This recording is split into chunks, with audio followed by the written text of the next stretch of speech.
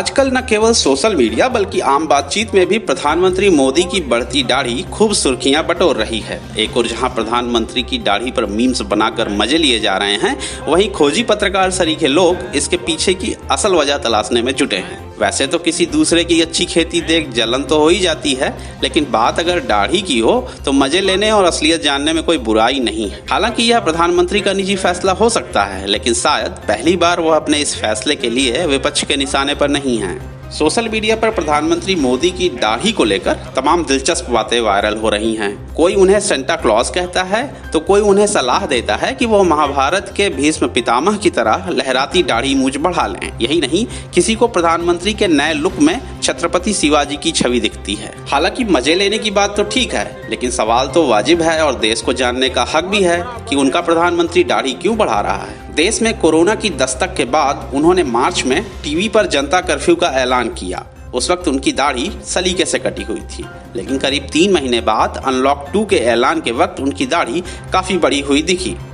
इसके पीछे जो पहली वजह मानी जा रही है वह यह है कि कोरोना की वजह से प्रधानमंत्री मोदी 2 गज की दूरी का पालन कर रहे हैं। खबरों के मुताबिक प्रधानमंत्री अपने आवास, कार्यालय के अधिकारियों, खास मंत्री और शीर्ष अधिकारियों से एक निश्चित दूरी बनाकर रखते हैं। हालांकि इस मामले में उनके सालों पुराने रसोइये को थोड़ी छूट जरूर है। वहीं प्रधानमंत्री के सुरक्षा घेरे के एसपीजी जवान भी 6 फुट की दूरी बनाकर रह रहे हैं। इसके अलावा यह भी माना जा रहा है कि ऐसे में जब प्रधानमंत्री देश के लोगों से सामाजिक दूरी बनाए रखने की अपील कर रहे हैं, तब उन्होंने ऐसा जनता को संदेश देने के लिए किया है। जाहिर है कि हेयर ड्रेसर या फिर नाई के पास जाने से संक्रमित होने का खतरा बढ़ेगा।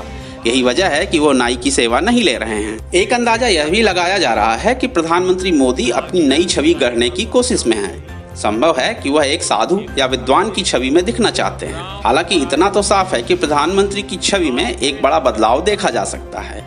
अब वह पहले जैसे सेहतमंद राजनेता की बजाय एक गंभीर और अनुभवी बुजुर्ग जैसे दिखने लगे हैं। अंदाजा लगाने वाले यह भी लगा रहे हैं कि वे अगले लोकसभा चुनाव की तैयारी में तो नहीं हैं, या फिर पश्चिम बंगाल चुनाव की तैयारी के मद्देनजर वह गुरु रविन्द्रनाथ टैगोर जैसा दिखना चाहते हैं, या फिर प्रधानमंत्री फकीरी वाला झोला उठाकर कहीं जाने की तैयारी तो नहीं कर रहे, जैसा कि खुद उन्होंने कहा भी था। हालांकि यह बात भी माननी होगी कि विपक्ष को भी प्रधानमंत्री की दाढ़ी से परेशानी है। तभी तो पूर्व केंद्रीय मंत्री और कांग्रेस नेता मनीष तिवारी ने एक दफे अपने ट्वीट में लिखा था कि दुनिया भर में सफेद दाढ़ी वाला बूढ़ा आदमी यानी सेंटा क्लॉज चिमनी के माध्यम से आपके घर में आता है और आपके मोजे में पैसे डालता है, जबकि भारत में सफेद दाढ़ी वाला बूढ़ा आदमी कुलबुलाते हुए टीवी के माध्यम से आपके घर में आया, जो आपकी जेब, अलमारी और लॉकर से पैसे ले गया और आपको सिर्फ मोजे के साथ छोड़ गया। प्रधानमंत्री मोदी के अनुभव की तरह उनकी दाढ़ी का इतिहास भी काफी पुराना है।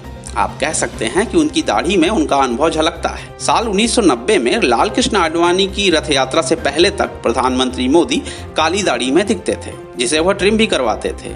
एक बार संघ के तत्कालीन अध्यक्ष माधवराव गोलवलकर ने सबके सामने मोदी से दाढ़ी ट्रिम किए जाने की वजह भी पूछी थी। वहीं रथ यात्रा के दौरान मोदी खिचड़ी दाढ़ी मूंछ में नजर आए थे। 7 अक्टूबर 2001 को गुजरात का मुख्यमंत्री बनने तक उनकी दाढ़ी पूरी तरह सफेद हो चुकी थी।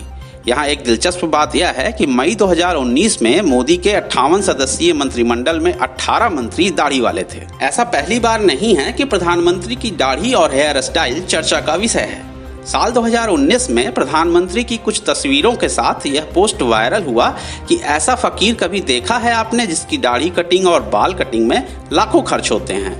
हालांकि जब इसकी पड़ताल की गई तो पाया गया कि यह तस्वीर साल 2016 की है, जब मैडम तुसाद म्यूजियम के लोग दिल्ली आए थे और प्रधानमंत्री के मोम के पुतले के लिए माप ली थी। इन तस्वीरों के साथ इस पोस्ट से ऐसा लगा कि सच में इस काम में काफी पैसे खर्च किए जा रहे हैं। किसी दिग्गज शख्स की दाढ़ी दूसरे लोगों के लिए काफी मायने रख सकती है।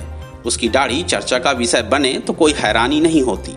साल 2014 के चुनाव से पहले जब नरेंद्र मोदी प्रधानमंत्री पद की उम्मीदवारी के तौर पर पेश किए जा चुके थे, तब एक ब्लेड कंपनी द्वारा आयोजित एक कार्यक्रम में अभिनेत्री चित्रांगदा सिंह ने एक सवाल के जवाब में कहा कि नरेंद्र मोदी दाढ़ी मूंछ मुंडवा लें तो ज्यादा अच्छे लगेंगे। एक वक्त था जब महानायक अमिताभ बच्चन ने अचानक दाढ़ी रख ली, तब यह चर्चा का विषय बना और वजह पूछी जाने लगी। एक अखबार ने इस पर संपादकीय तक लिख डाला। यूपी विधानसभा चुनाव के दौरान जब राहुल गांधी दाढ़ी में दिखे तो वो भी चर्चा का विषय बना। कहा जाने लगा कि प्रशांत किशोर की टीम राहुल गांधी को एक गंभीर नेता के तौर पर पेश करना चाहती है।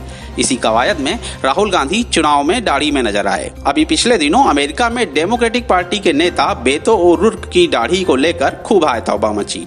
उन्होंने राष्ट्रपति पद से अपनी उम्मीदवारी वापस लेने के बाद दाढ़ी रख ली थी। इसी तरह कनाडा के प्रधानमंत्री जस्टिन ट्रूडो द्वारा दाढ़ी रखे जाने पर वहां यह चर्चा का विषय बना हुआ है। क्या आप इस बात पर भरोसा करेंगे कि अमेरिका के पूर्व राष्ट्रपति अब्राहम लिंकन को एक 11 साल की लड़की ने चुनाव जीतने के लिए दाढ़ी रखने की सलाह दी थी। उस बच्ची के कहने पर उन्होंने ऐसा ही किया और रिकॉर्ड तोड़ वोट से जीते और राष्ट्रपति बने, जबकि इससे पहले तक वह 2 बार सीनेट का चुनाव हार चुके थे। फिलिस्तीनी नेता यासिर अराफात समेत कई राजनेताओं की पहचान उनकी दाढ़ी से होती रही है। प्रधानमंत्री मोदी की दाढ़ी न केवल चर्चा में है बल्कि इसे फॉलो किया जा रहा है।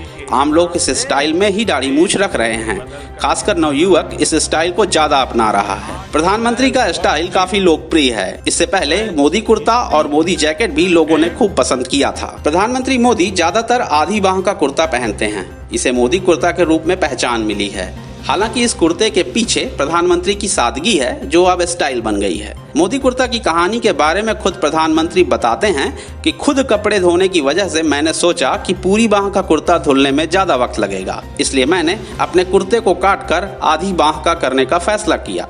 आज हालात यह है कि मोदी कुर्ता दुनिया भर में प्रसिद्ध है। मोदी कुर्ता की तरह मोदी जैकेट भी लोगों में खासा लोकप्रिय हुआ।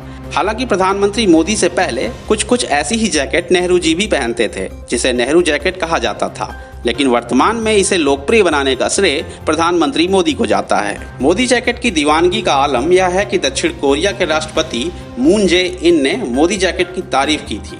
इस पर प्रधानमंत्री मोदी ने उनके लिए जैकेट बनवा कर भेजा। आज बाजार में मोदी कुर्ता और मोदी जैकेट की भारी मांग है। प्रधानमंत्री मोदी का लुक और उनका स्टाइल काफी बार सुर्खियां बटोर चुका है।